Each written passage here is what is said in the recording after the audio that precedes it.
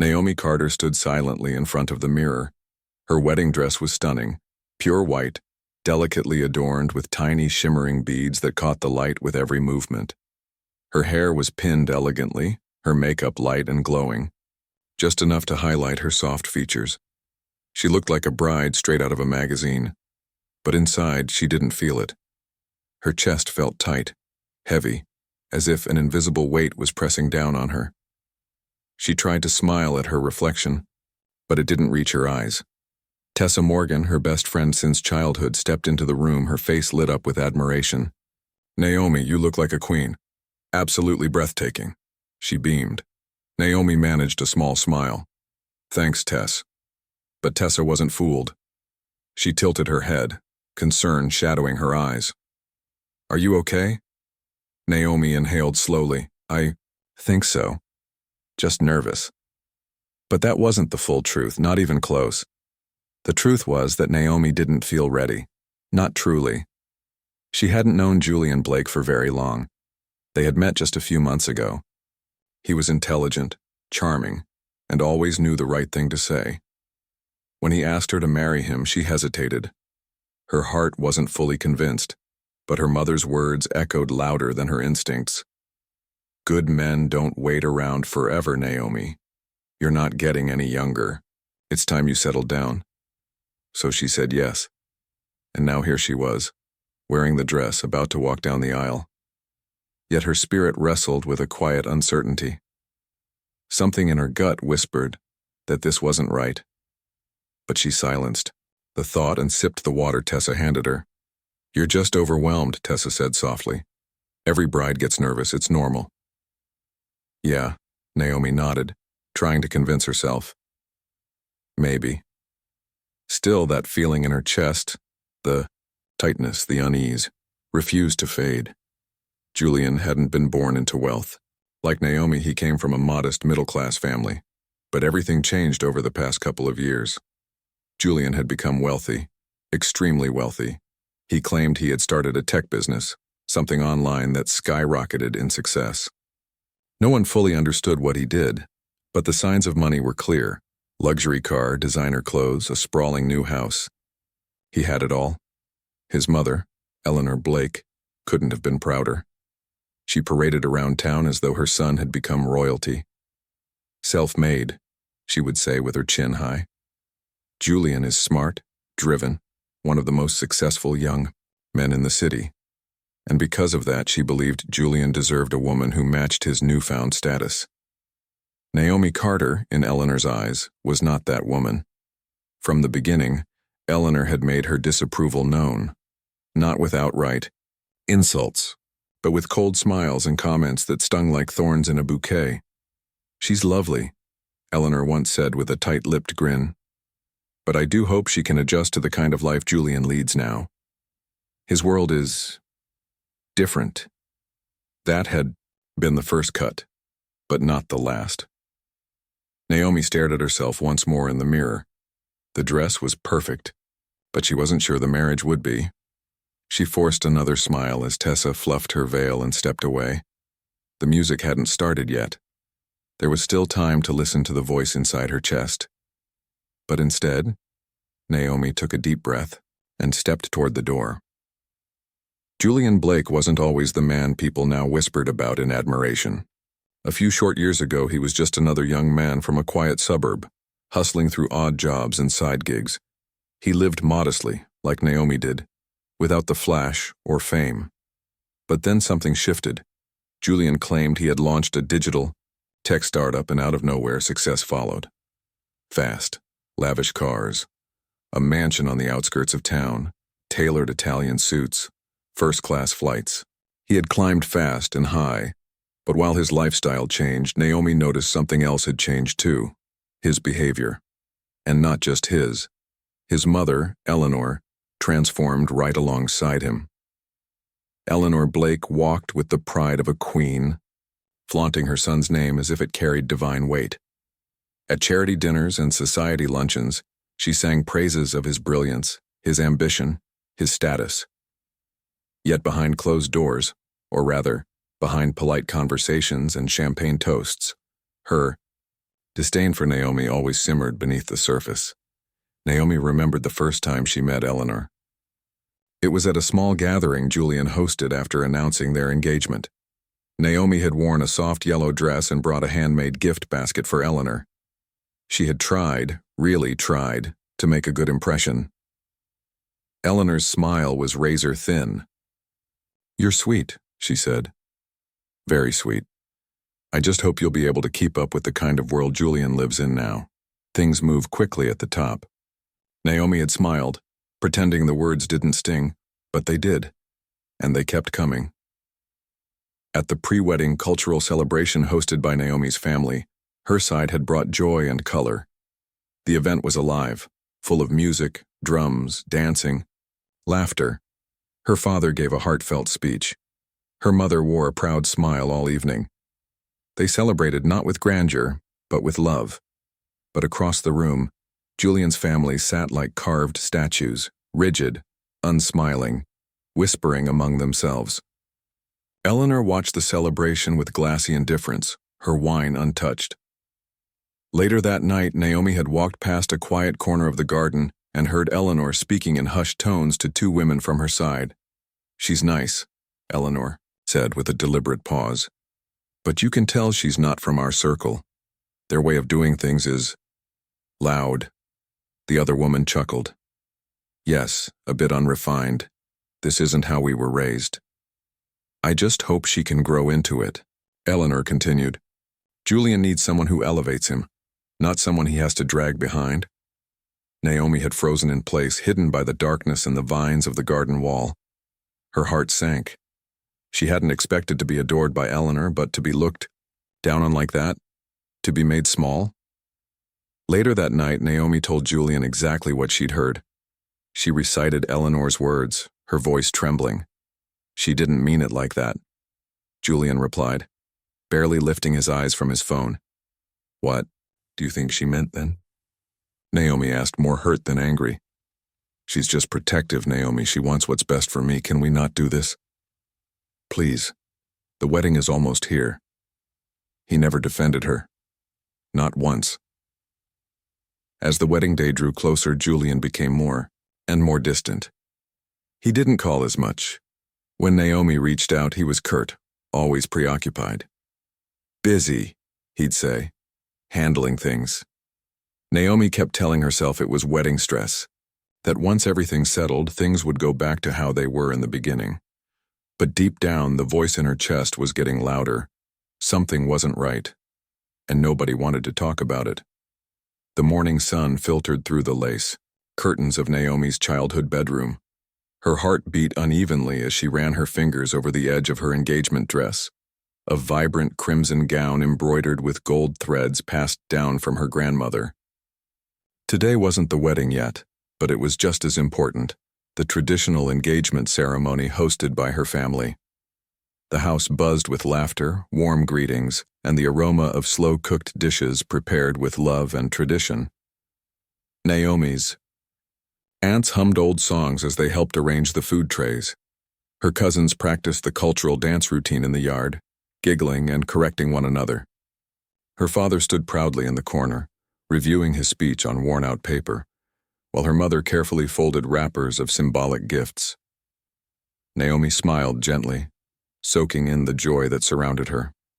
This wasn't luxury, it was love. This wasn't grand, it was genuine. When Julian and his family arrived, the energy shifted. Julian wore a sharp black suit instead of the traditional attire Naomi's family had offered him in advance. Eleanor followed behind, her pearl necklace glittering against her cream blouse, her heels clicking on the tile like a judge entering court. They were polite, but stiff, distant, cold. Julian barely cracked a smile. Eleanor offered half-hearted compliments and avoided eye contact with Naomi's relatives. The guests from Julian's side huddled close together, whispering often, glancing around with barely concealed discomfort. The ceremony began with music, as Naomi's younger cousins danced in a bright, lively circle, their arms swaying, feet stamping to ancestral rhythms. Naomi's heart swelled with pride. She looked to Julian, hoping he would be smiling too. But he wasn't watching. He was on his phone. As Naomi's father stepped forward to give a moving speech about unity, tradition, and heritage, Julian's family remained motionless, only clapping when prompted. Their faces barely moved. Naomi had never felt more proud and more ashamed at the same time. Later that evening, she overheard it. Again. In the hallway outside the kitchen, behind the curtain of clinking dishes and murmuring guests, Eleanor was speaking in a hushed but unmistakable tone to two elegantly dressed women. "She's polite," Eleanor said, "but let's be honest, this isn't how we do things. It's charming, but chaotic." One of the women nodded in agreement. "Their style is colorful, but it lacks sophistication. It's not our way." "I just hope Julian can bring her up to speed," Eleanor added. "He could have married anyone from our community. Naomi should be grateful." Naomi stood still, holding her breath. It felt like someone had taken a needle and popped her balloon of joy. That night, as she sat in her room, Tessa tried to comfort her, but Naomi couldn't forget what she heard. Not just the words, but the tone, the certainty that she was inferior. The casual cruelty behind the smiles. She had expected some struggle. She hadn't expected to feel like a charity case, like an outsider in her own celebration. And worst of all, Julian didn't say a word. Not then. Not ever. The grand hallway outside the event hall was silent, save for the soft shuffle of shoes and the muffled music playing inside. Naomi Carter stood just behind the double doors, her heart thudding so loudly it felt like it echoed through the marble floors. The wedding was moments away. Tessa had gone ahead to help guide the flower girls. Naomi had asked for a moment alone, to breathe, to collect herself, to find the courage to keep walking forward, even though everything inside her screamed pause. She took a deep breath and reached for the handle, when she heard voices around the corner, two men speaking low. She paused, stepping back into the shadows. "Man, she's pretty," said the older voice. "Yeah," replied the second. It was Aaron, one of Julian's groomsmen. Naomi recognized his voice instantly. "But you know Julian. He's not looking to settle down," the older voice continued. "He just needs to look like he's got his act together." Aaron gave a low chuckle. "Exactly. That's why Naomi's perfect. She's quiet, polite, won't ask too many questions. Julian says she's the ideal cover, pure, presentable, and won't dig too deep." The older man laughed again. "Once this wedding is done, the pressure's off. No one will bother him anymore." Naomi felt her blood run cold. Her breath caught in her throat. She stepped away before they could see her. Each word echoed in her head. Cover, look responsible, won't dig too deep. It felt like the ground beneath her shifted. For a second, she wasn't sure if she was breathing. She leaned against the wall and pressed her hands over her stomach as if she could stop the knots forming there. Maybe it was just meaningless talk, a misunderstanding, gossip. Aaron didn't speak for Julian. He wouldn't say something like that, would he? Naomi swallowed the doubt, stuffed it deep inside, and steadied herself. The music started inside. The doors opened. Everyone stood. Naomi walked down the aisle. But though the hall was filled with people, she felt entirely alone. Eyes followed her, some kind, some blank, some judgmental. Many from Julian's side barely glanced at her. Some looked away as she passed. And Eleanor? Her face didn't shift. Not a smile. Not a flicker. When Naomi finally reached the altar, Julian stood waiting in a sleek designer suit. He looked handsome, but not happy. Not eager, not in love. He didn't smile until she was directly in front of him. "You look nice," he said flatly. "Thank you," she whispered, trying to keep her voice from cracking. The pastor welcomed everyone. The ceremony began. Vows were spoken. Rings were exchanged. But Naomi felt like she was watching it all from far away, like a stranger peering in through glass. Then came the part she had longed for, one piece of her heritage she had begged to include. The pastor smiled. "And now, the couple will jump the broom." Naomi turned to Julian, smiling gently. It's a tradition in my family. We've done it for generations. She looked down at the ornately decorated broom resting before them, symbolic, powerful, beautiful. Julian looked at it, then scoffed under his breath. I'm not doing that. Naomi blinked. Why not? It means a lot to me. It looks ridiculous, he said loud enough for nearby guests to hear. We don't need to do all this backwards stuff. Her heart dropped. It's not ridiculous, she replied quietly, though her voice was firm. It's part of who I am, of my culture. My grandparents jumped that broom, my parents did. I want us to. Julian shook his head, brushing her off. Let's just move on.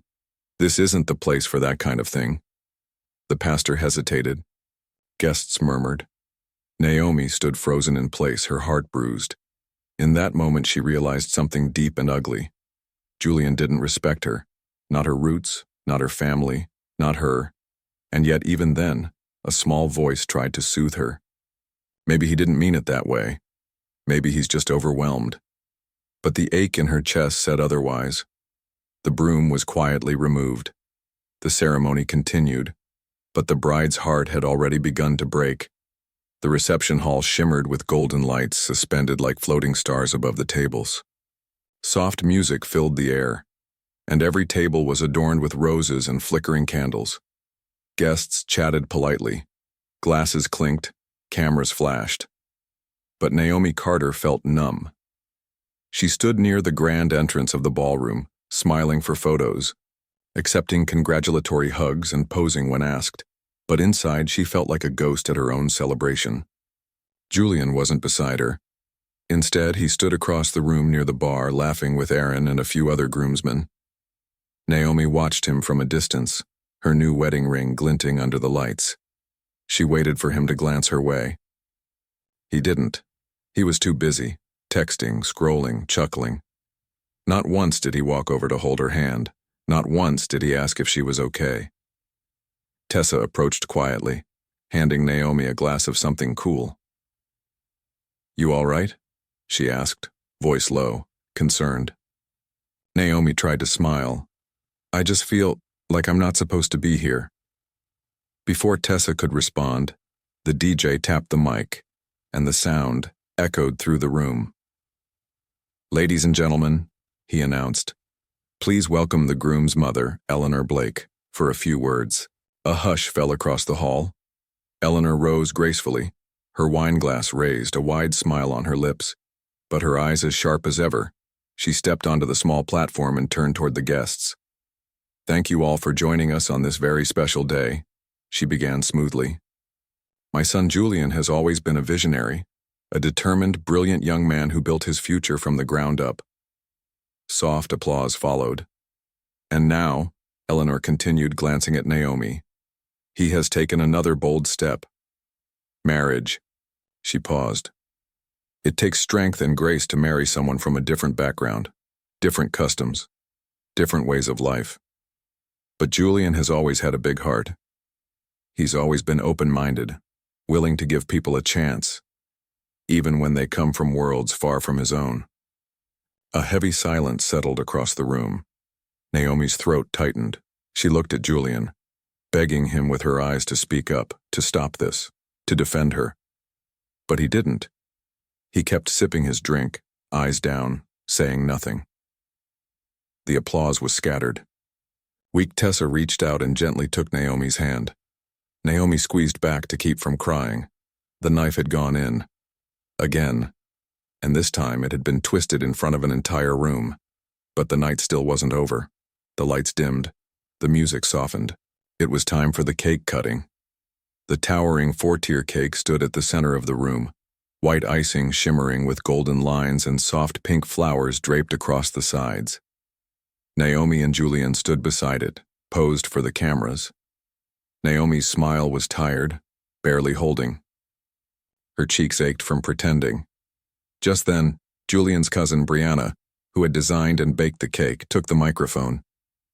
She looked beautiful in a bright emerald dress, glowing with pride. I just want to say how honored I am to be part of this amazing day. she began sweetly. This cake, like this marriage, is built on layers.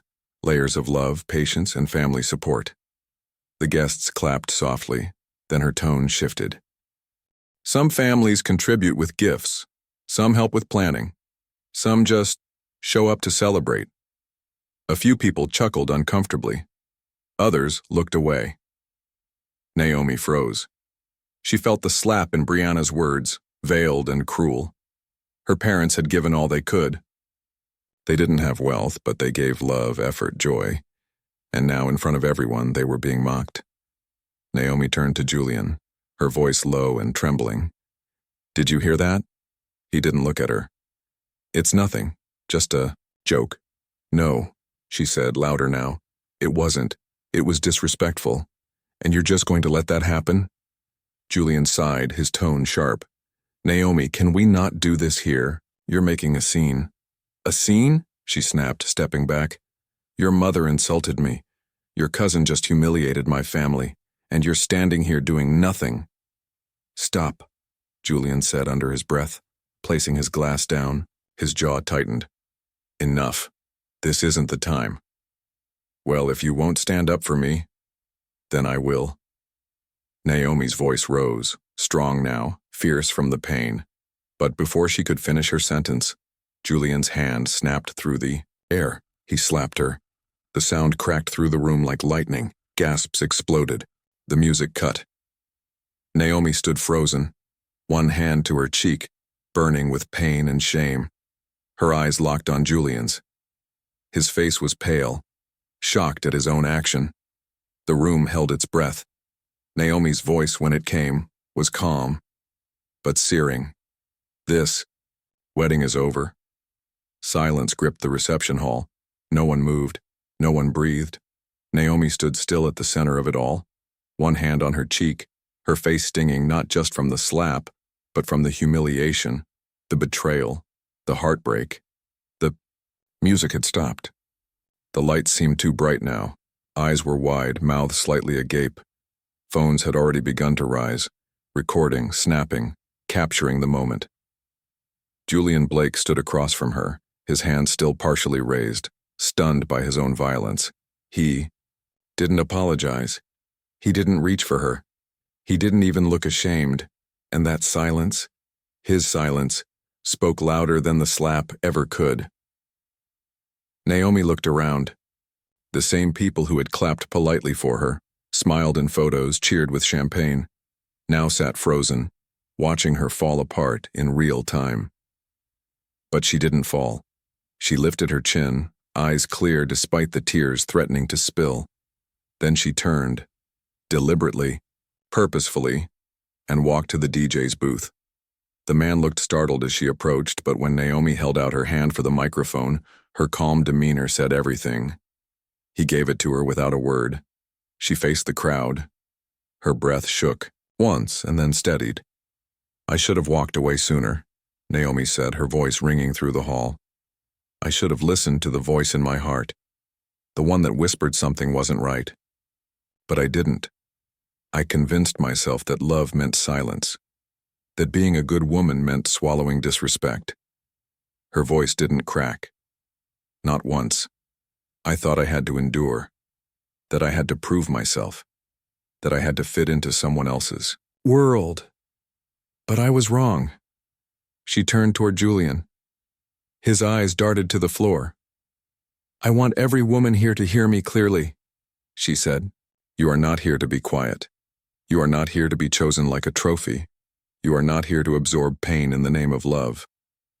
She slowly slipped off her wedding ring, held it in her palm, looked at it, then placed it gently on the table, beside her. "I choose myself. I choose peace. I choose freedom." A hush fell over the hall again, this time deeper than before. Then, without waiting for a response, Naomi handed the mic back to the DJ and turned toward the doors. Her heels echoed against the marble floor as she walked. Tall, proud, broken, but not defeated. She didn't cry. Not yet. Outside, the air was cool. It brushed against her face like a gentle embrace. The noise of the crowd behind her faded with each step toward the parking lot. Naomi! Tessa's voice called out behind her. Naomi turned just as Tessa ran up and threw her arms around her. I'm so proud of you, Tessa whispered fiercely. You are so strong. Then another figure appeared, Naomi's mother. Tears welled in her eyes as she embraced her daughter. My child, she said softly. You did the right thing. Let's go home. Naomi nodded, her hands trembling slightly. She didn't know what came next, but she knew she had left something behind in that hall that would never touch her again. She was finally free. Later that night, Naomi sat curled up on Tessa's couch, wrapped in a blanket that smelled like lavender and old memories. The wedding dress was gone, replaced by one of Tessa's oversized t-shirts and a pair of sweatpants. Her hair was undone, her makeup wiped away. She looked nothing like the glowing bride from earlier that day. But for the first time in hours, she felt safe. Tessa handed her a mug of warm tea and sat beside her, saying nothing. Naomi stared at the steam rising from the cup, her body exhausted, her heart still aching in places she didn't have names for. Her phone buzzed, and buzzed again, and again. She ignored it. She wasn't ready to talk. Not to anyone. But then Tessa's phone lit up too. Then a call. Then another message. The quiet of the apartment was suddenly replaced by digital noise. Pings, chimes, alerts. Tessa picked up her phone. Her eyes widened instantly. Oh my God, she whispered. Naomi looked at her, eyebrows raised in confusion. What is it? Tessa turned the screen toward her. There it was, a video, the slap, the moment the music stopped. Naomi taking the mic, her speech, her walkout, all of it, posted on every major social media platform, already with millions of views. Comments pouring in faster than they could be read. This is heartbreaking. She deserves so much better. He hit her in public. Imagine what happens in private. Her speech, I'm crying. Protect this woman at all costs. Naomi sat frozen, her hands trembling slightly. The private pain she had tried to carry quietly was now the world's story. Across town, Julian Blake's name was trending, but not for his wealth or his success or his once polished public image. No. He was being called what he was now, a coward, a bully, a man who hit his bride in front of a crowd and stood in silence as his mother and cousin humiliated her. TV anchors picked up the story. Bloggers dissected every clip. Body language experts analyzed the footage frame by frame. Hashtags exploded across the internet. Justice for Naomi. Walk away with dignity. Not your trophy. And the questions began. Who was Julian Blake really? What else was he hiding? What kind of man builds an empire but can't defend his own wife? Naomi stared at the screen, the comments blurring as her eyes filled with tears. She wasn't sure if she wanted to cry or scream or hide forever, but Tessa gently touched her arm. Are you okay? She asked quietly. Naomi looked up, and for the first time she answered truthfully. I don't know, she whispered. But maybe this was never supposed to stay hidden. And deep down she knew something had shifted, not just in the public eye, but in her own heart. She had been silenced for too long. Now the world was finally listening. Days passed, but the world didn't move on. Naomi remained at Tessa's apartment, tucked away from the noise and chaos outside. Reporters camped outside her family's home. Emails flooded her inbox. Interview requests, words of support, offers for legal help. Her phone buzzed constantly. She turned most of it off. She needed quiet. Some mornings, she wrote in her journal. Other days, she didn't speak at all. Her thoughts were a swirling storm she hadn't yet made sense of, but everything shifted one morning when Tessa burst into the living room, her phone clutched in her hand. Naomi, she gasped, breathless. You need to see this. Naomi, still wrapped in a blanket on the couch, sat up slowly. What is it? Tessa handed her the phone. A breaking news alert flashed across the screen. Julian Blake arrested in multi-million-dollar online fraud case. Naomi blinked. Her eyes scanned the headline again. Then the article. Julian had been arrested early that morning at his home. According to financial crime investigators, he had been running an elaborate internet scam for years, creating fake investment platforms, identity theft networks, and shell websites to con people out of millions. His so-called tech company? A lie. A front. The glitzy image, the fast wealth, it had all been built on deception. Fake offices, paid actors pretending to be clients, forged documents. It was all part of a massive laundering operation. Naomi's breath caught in her throat as she read the most gut-wrenching line in the article. Sources close to the case reveal that Mr. Blake attempted to use the image of a respectable marriage to avoid scrutiny and appear legitimate. Her stomach turned. Suddenly everything made sense. The rush to get married, the whispers she overheard before the ceremony. She's perfect, quiet, won't poke around, just needs to look responsible. He hadn't just lied to her, he had used her. She wasn't just a woman he didn't love. She had been a shield, a prop, someone to wear on his arm like a suit to impress investors, a facade to protect himself from suspicion. And when she dared to speak, he struck her. Naomi's hands shook as she lowered the phone. Her voice was hollow when she spoke. "It was never about me," she whispered. "It was about the illusion. I was just part of the story he was selling." Tessa sat beside her, wrapping an arm around her. "You didn't miss anything, Naomi. You weren't blind, you were manipulated, played by someone dangerous." Naomi's eyes welled with tears, but this time she didn't hide them. Later that afternoon, a photo went viral.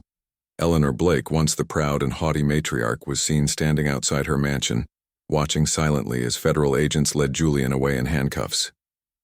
Her face was pale, her eyes red, her once perfect posture slumped with shame. A silk scarf covered half her face as she pushed past reporters. The same woman who once looked Naomi up and down with icy disdain, now avoided cameras like a criminal. Naomi watched the footage quietly. This wasn't just justice, it was truth unveiled. The man they all thought was powerful and polished was a fraud, and the woman they all thought was unworthy? She had walked away at exactly the right time. 1 week after the scandal broke, Naomi stood in her family's courtyard, beneath the soft glow of an amber sunset. Chairs had been arranged in a quiet half-circle. Her uncles, aunts, cousins, and neighbors had gathered, not in celebration, but for closure. There was no music, no dancing, no feast, just a table between two families, except only one side had shown up. On a polished tray lay the returned bride price, envelopes of money, symbolic cloth wrappers, and a few modest gifts that Julian's family had presented during the engagement. It was all there, untouched, waiting to be received. But the chairs across the table were empty. No one from Julian's family had come. Not Eleanor, not Brianna, no one. They had been invited through formal channels as tradition required, but after the arrest, the scandal, and the disgrace, they had gone silent, hidden behind closed doors. Naomi sat beside her mother, still wearing simple clothes and no makeup. Her eyes were steady, though shadows of recent pain lingered. A respected elder stood, lifting the tray slowly and holding it up before the group. "This return," he said gently, "symbolizes the ending of a union that was not blessed by peace. What was given in good faith is now respectfully returned." He handed the tray to another elder across the way, who nodded in solemn agreement. The exchange was quiet, dignified, final. No applause. No music, just peace. Later that evening, Naomi and her mother sat beneath the old mango tree in their backyard, the breeze soft against their faces. For a long while, neither of them spoke. Then her mother broke the silence. Her voice was low, filled with guilt. "I'm sorry," she said. Naomi looked at her. "For what?" "For pushing you, for rushing you into something you weren't sure about," her mother said, eyes glistening. "I thought I was protecting you, trying to help you build a future. I wanted to make sure you had someone to take care of you. But I forgot." She paused. I forgot that I wouldn't be the one waking up beside him every day. You would. Naomi swallowed the lump in her throat. You meant well, she said softly. Her mother turned to her, eyes full of love. From now on, I won't tell you to settle. I'll wait with you for the right one. Someone who sees your worth without needing proof. Tears finally fell down Naomi's cheeks, but they were gentle this time. They didn't burn. They healed. In Dao. That moment, something shifted inside her. Something small but powerful. A crack closing. A wound starting to mend. She had lost a wedding, but she had regained something far more sacred. Her voice, her peace, and her own permission to never settle again. It had been months since the day Naomi walked away from the wedding that never truly was. She now lived in a small, sunlit apartment, not far from Tessa's. The walls were painted a soft yellow, the curtains danced lightly in the breeze, and the space, though modest, felt like freedom. It was hers. Every piece of furniture had been chosen with care.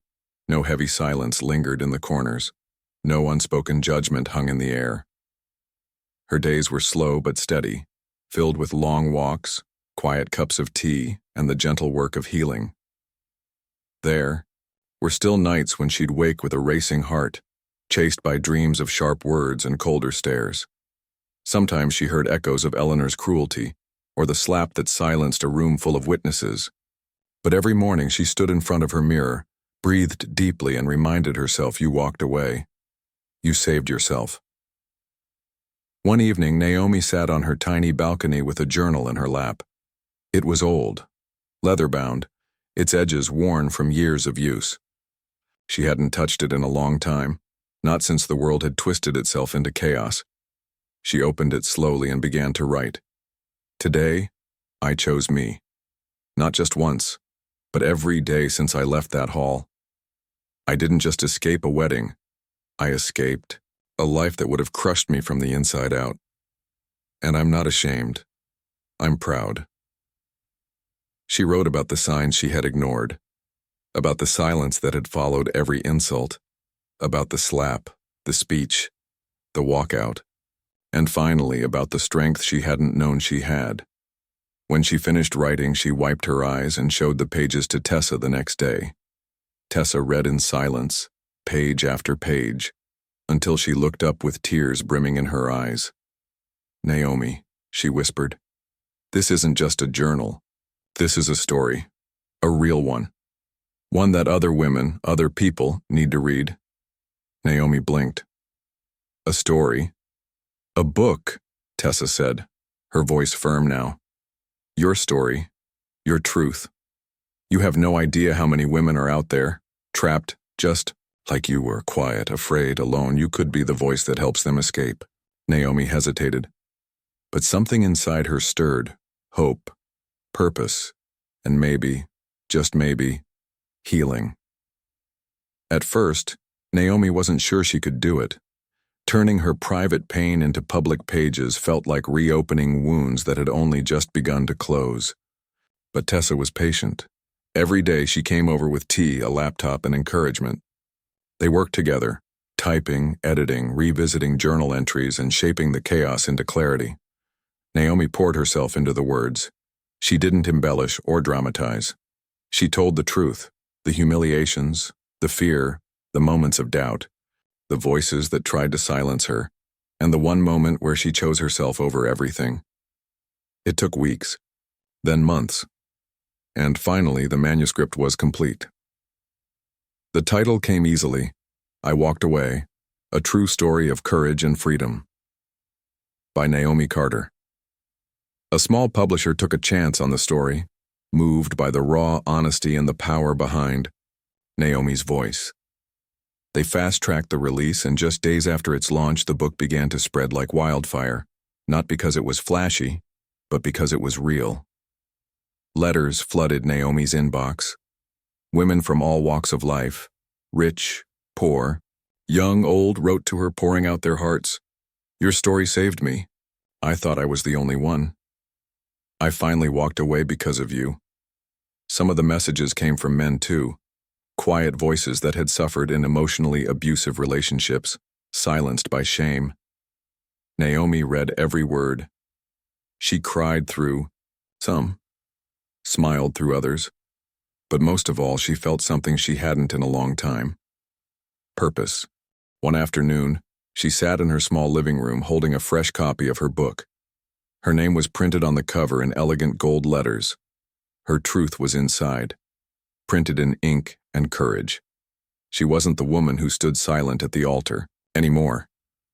She wasn't the bride in the white dress, begging for respect she should have never had to ask for. She was the woman who left, the woman who reclaimed her voice, the woman who turned her pain into power. The city moved on, but Naomi Carter didn't just move on, she rose. She no longer walked with hesitation in her steps. Her back was straight, her gaze steady. Though some scars remained, they no longer controlled her story. They were reminders of strength, of survival. Her book, I Walked Away, stayed on bestseller list for weeks. It was featured on talk shows, book clubs, podcasts. But more than fame, it sparked conversations. Real ones. At dinner tables, in therapy sessions, in quiet corners of homes, where people once silent found the words to speak up. And Naomi? She kept writing. She started volunteering at local shelters and women's support groups, listening to stories like hers. Stories that had once remained in the dark. She spoke at conferences, visited universities, even returned to her own high school to tell young girls, you don't have to stay where you aren't loved. Your peace is not a sacrifice. One morning she received a letter. No sender listed. Inside was a short note, written in clean, careful handwriting. You didn't. Just walk away. You lit the path for others. Thank you. There was no signature. She folded it, tucked it into the back of her journal, and smiled. The pain hadn't been in vain. Months passed, then a year. Her life didn't suddenly become perfect, but it became hers. And that was enough. 1. Warm evening. Naomi stood barefoot on her balcony, her journal open in her hands. The sun dipped low, washing the sky in gold. The wind rustled the curtains behind her. She picked up her pen and wrote one final entry. I once thought walking away was the end, but it was the beginning. I lost a wedding, but I gained myself. I was broken. Now I am whole, not because someone completed me, but because I finally saw my own worth, and I will never forget it again. She closed the journal. She didn't need a fairy tale. She had something stronger, a life she chose, a voice she owned, and a future that finally belonged to her.